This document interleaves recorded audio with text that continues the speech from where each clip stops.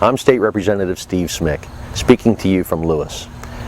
Fishing and boating are key aspects of what drives our billion-dollar tourism industry, but the quality of these activities is under threat, as illustrated by the Lewis-Rehoboth Canal. Opened 100 years ago, this waterway runs from Roosevelt Inlet south to Rehoboth Bay. The northernmost 1.5 miles connects Lewis Harbor and dozens of public and private docks to the Delaware Bay. It's essentially the beating heart of the city. The U.S. Army Corps of Engineers has an obligation to maintain navigable waterways, but it shirked that responsibility when it comes to shallow draft ports and waterways, leaving state and local officials to pick up the slack. All along the canal there is shoaling.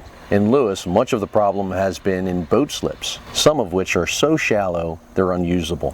In fact, the historic Overfalls lightship currently sits in mud at low tide on the canal. Conditions are worse to the south, with growing complaints of groundings. All over the state, poorly maintained waterways have become an increasingly common and troubling issue. Help is on the way. Earlier this year, I joined with State Senator Gerald Hocker and State Representatives Ron Gray and Ruth Briggs King, and of course the Speaker of the House, Pete Schwarzkopf, to pass bipartisan legislation that will generate $1.3 million annually to dredge and mark waterways.